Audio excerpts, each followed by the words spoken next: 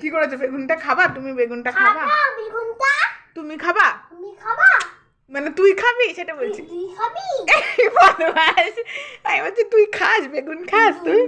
আমি খাই না। তাহলে তুই বেগুন ধরে রেখেছিস, কি করেছিস বেগুনগুলোকে? কি করেছিস এই বেগুনগুলোর হাল এরকম কেন? বেগুনটা পুড়ে গেল? পেঁয়াজ কুচি, ধনেপাতা কুচি, লঙ্কা কুচি, বেগুন দিয়ে সর্ষের তেল দিয়ে কি হবে? মাখে কি হবে? বেগুন পোড়া মাখা দিয়ে আমার বাবু খাবে।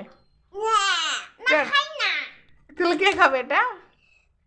মা, দিদি খাবে। বাবা? বাবা, দাদু? পিসি? দিদি খায় না। পিসি খায় না তো, পিসি তো শ্বশুর বাড়িতে রয়েছে।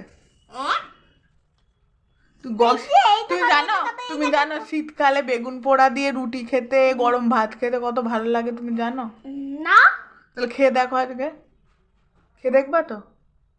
খেয়ে দেখো। আমার মাখা ঝাঁকা কমপ্লিট হয়ে গেছে, বুঝেছো?